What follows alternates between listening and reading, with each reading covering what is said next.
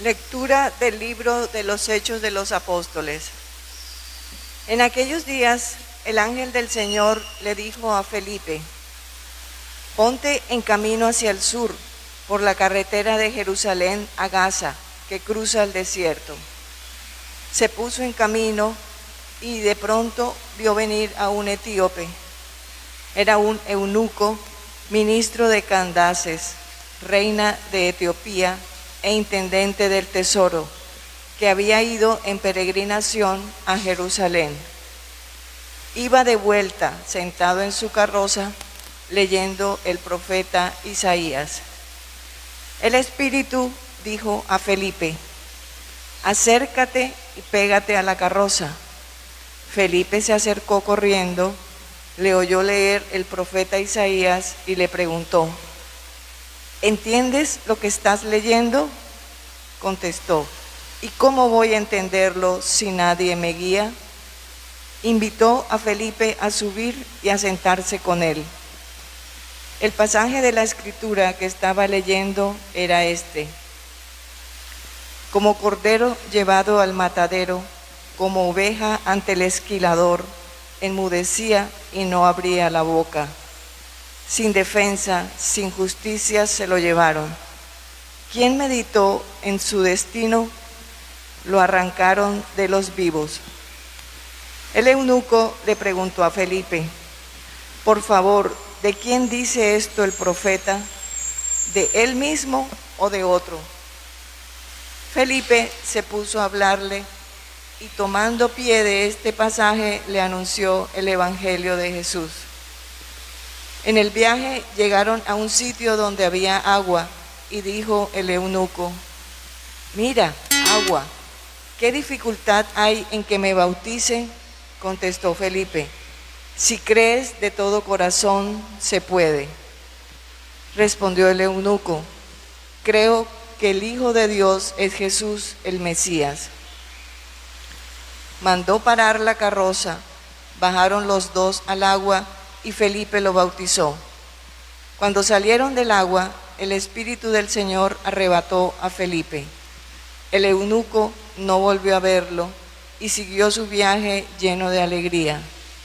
Felipe fue a parar a Azoto y fue evangelizando los poblados hasta que llegó a Cesarea. Palabra de Dios. Aclamad al Señor, tierra entera. Bendecid, pueblos, a nuestro Dios. Haced resonar sus alabanzas, porque Él nos ha devuelto la vida y no dejó que tropezaran nuestros pies. Fieles de Dios, venid a escuchar. Os contaré lo que ha hecho conmigo. A Él gritó mi boca y lo ensalzó mi lengua.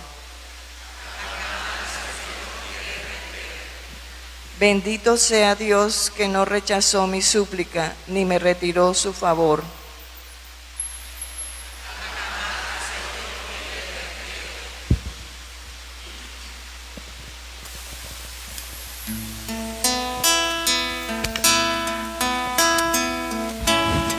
Busca primero el reino de Dios y toda su justicia, y todo lo demás se os dará por añadidura.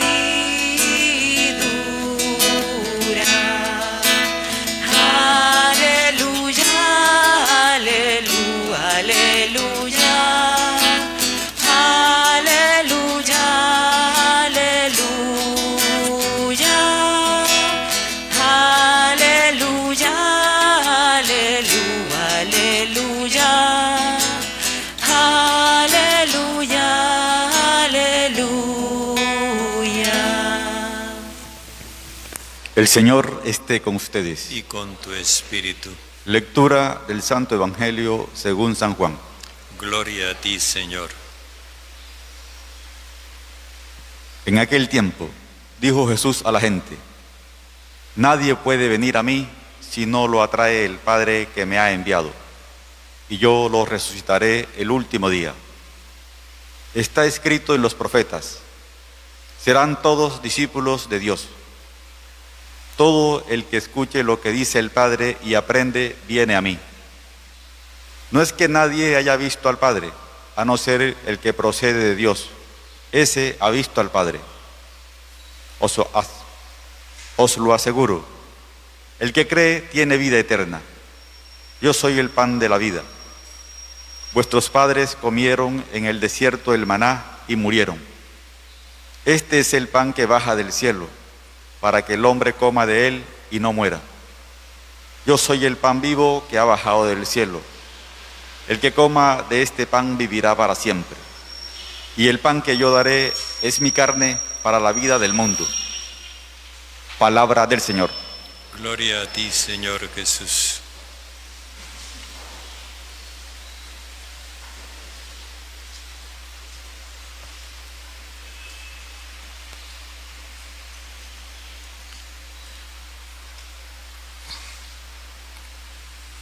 Proseguimos con este mensaje que Jesús nos da a través del capítulo 6 del Evangelio de Juan, con una expresión que podría inducirnos a un equívoco. Dice Jesús: nadie puede venir a mí si no lo atrae el Padre que me ha enviado. Esto podríamos entenderlo como que el Padre selecciona a los que van a llegar a Jesús. Tú sí, tú no, tú sí, tú no.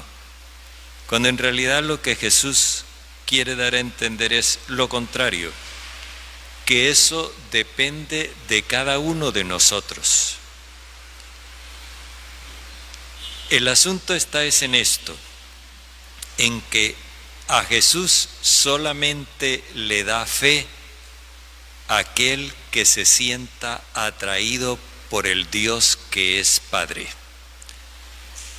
Quien piense que Dios es un poder tiránico, opresor, un poder que reprime libertades, que hace lo que le da la gana, que se impone contra quien sea, pues ese no se siente atraído por Jesús, porque ve a ese Jesús como débil, como blandengue, como que nunca va a hacer nada que resuelva la situación. Y aquí lo que se necesita es puño cerrado. Ese Dios no nos sirve. Pues bien, es solamente aquel que se sienta atraído por ese Dios Padre amoroso, que no distingue entre buenos y malos para dar su amor, porque le ofrece su amor a todos. Solo el que se sienta atraído por ese Dios que no castiga, que no manda enfermedades, que no manda plagas, que no manda pandemias, solo el que se sienta atraído por ese Dios puede acercarse a Jesús, puede darle fe a Jesús. Esto es un asunto capital, porque dice Jesús: solo al que venga a mí, yo lo resucitaré en el último día.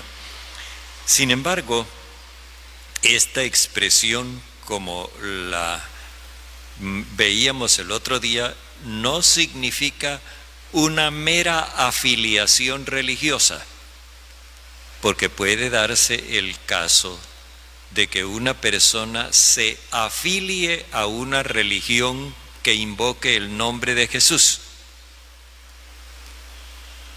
pero que no viva de acuerdo con el mensaje de Jesús, que no tenga el Padre que propone Jesús.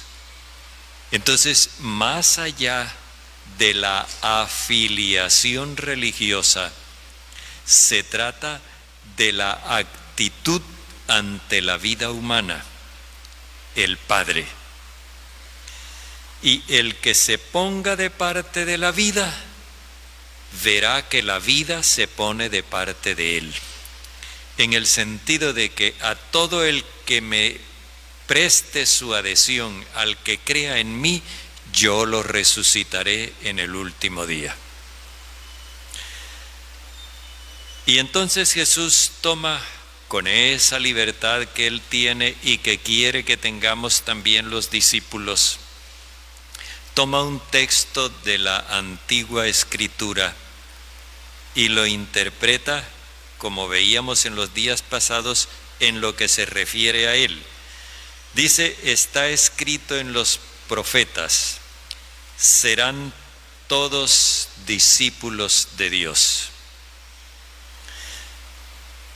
Esto no está literalmente así en el profeta Isaías, que es el que él está citando, o en el profeta Jeremías, al cual alude también, sino que habla de que los que van a ser discípulos de Dios, el profeta, habla de los habitantes de Jerusalén, pero Jesús dice, serán todos. O sea, el Padre quiere enseñarles a todos. ¿Y qué es lo que el Padre quiere enseñar? Dice Jesús, todo el que escucha lo que dice el Padre y aprende, se acerca a mí. El Padre no enseña a obedecer la ley de Moisés, sino a creer en Jesús. Todo el que escucha lo que dice el Padre y aprende, se acerca a mí. Nadie ha visto al Padre, solo el que procede de Dios, ese sí que ha visto al Padre. Jesús se está refiriendo a sí mismo y dando a entender que Él tiene plena autoridad para hablar de Dios porque procede de Dios. Y el que le crea a Él tiene la garantía de vivir plenamente, de vivir eternamente. Por eso Él insiste en que Él es el pan de la vida y hace una contraposición. Los antepasados de ustedes comieron el maná en el desierto, pero murieron. El que coma pan de éste vivirá para siempre. Ya no se refiere al origen del pan, como había dicho antes, no era pan del cielo, era pan de la tierra. Ahora se refiere a la finalidad. El maná no los sostuvo definitivamente. En cambio, el pan que Él ofrece, el pan que baja del cielo, ese sí que sostiene definitivamente. El que come de Él no muere. Y dice, yo soy ese pan vivo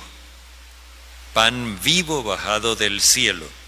El que coma pan de éste vivirá para siempre. Hasta este momento, Jesús ha estado expresándose con la metáfora del pan, pero ahora da un giro y nos lo deja pendiente para mañana. El pan que yo daré es mi carne. Carne se refiere a la condición humana, pero no a la condición humana gloriosa, sino a la condición humana frágil, mortal, débil, a la condición humana sujeta al sufrimiento. Esa es la realidad humana de Jesús, que Él quiere transmitirnos, que Él quiere que nosotros asumamos, asimilemos. Por eso primero ha hablado de pan, pero ahora habla de carne, y con la metáfora de la carne se refiere también al Cordero Pascual. Pero fijémonos en esto, de lo que se trata es de creer, y creer no consiste simplemente en tener unas ideas en la cabeza, sino en asimilar un estilo de vida. Por allá, en los años 80, cuando yo era párroco aquí por primera vez, tuve la oportunidad de conocer una carta pastoral del arzobispo de Malinas, Bruselas, el cardenal primado de Holanda, el cardenal Daniels.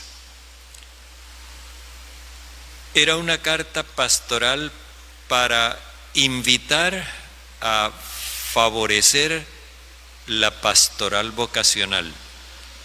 Y me llamó mucho la atención un hecho. Él decía, una buena cosecha depende no solamente de la semilla, sino también de la tierra donde se siembra la semilla. Para que una comunidad cristiana tenga vocaciones, se necesita que sea una comunidad cristiana de fe viva. En tanto haya familias vigorosas en la fe, en tanto haya parroquias vivas en su fe, tenemos la seguridad de que surgirán vocaciones para el servicio de la iglesia. Si languidece la fe en las familias y en las parroquias, se acabarán las vocaciones. Y la verdad es que eso que él dijo fueron palabras proféticas. En este momento hay templos hermosos en Holanda que se quedaron sin feligreses y fueron vendidos para convertirlos en centros comerciales, y donde antes se celebraba la Eucaristía, ahora hay 2 o 3 bares, hay una pista de patinaje para los muchachos y una cantidad de cosas completamente distintas a la fe que nosotros celebramos ahora en este templo. Yo me ponía a pensar en los curas que vivieron en esas parroquias y que tuvieron que tomar la decisión de cerrar el templo y permitir que fuera subastado, porque ya no había para quién celebrar la Eucaristía. Me ponía yo en la piel de esos curas y sentía una tristeza que me oprimía. Pues fíjense que esto es importante como una lección que nosotros podemos aprender, porque nosotros no podemos reducir nuestra pastoral vocacional a sencillamente hacer oraciones. Muy importante que hagamos oración, pero que solamente hagamos oraciones hasta muy bien preparadas, muy lucidas, pero como episodios aislados en comunidades que ya no vibran por el mensaje del Señor y que no se estremecen interiormente por su fuerza de fe. Familias donde languidece la fe, parroquias donde languidece la fe, aun cuando haya manifestaciones de religiosidad, se mueren. No podemos nosotros simplemente sentirnos contentos por el hecho de que en la parroquia del Socorro hay muchos grupos y a veces algunos se rezan los 4 misterios del rosario en el día. En la parroquia del Socorro hay familias que hacen el Vía Crucis todos los viernes. En la parroquia del Socorro, los domingos eso se llena así de gente en la misa. Todo eso está muy bien, pero detrás de esas manifestaciones de piedad hay fe. Es decir, hay compromiso con la persona de Jesús para vivir una vida nueva con alegría, sintiéndonos realizados, no obligados, sino realizados, y al mismo tiempo hay el compromiso por construir una sociedad mejor. A veces puede darse el caso de que nosotros estamos en un empeño por ser mejores personas, pero es que eso no alcanza. No basta con que nosotros seamos ciudadanos honrados. Es necesario que seamos cristianos probados. No basta, por ejemplo, con que nosotros seamos honestos en nuestros negocios. Sí, eso es necesario. Eso hay que hacerlo. Que nosotros tengamos buenas relaciones con los vecinos. Sí, eso es absolutamente indispensable. Pero eso no basta. Para ser cristiano se necesita más que eso.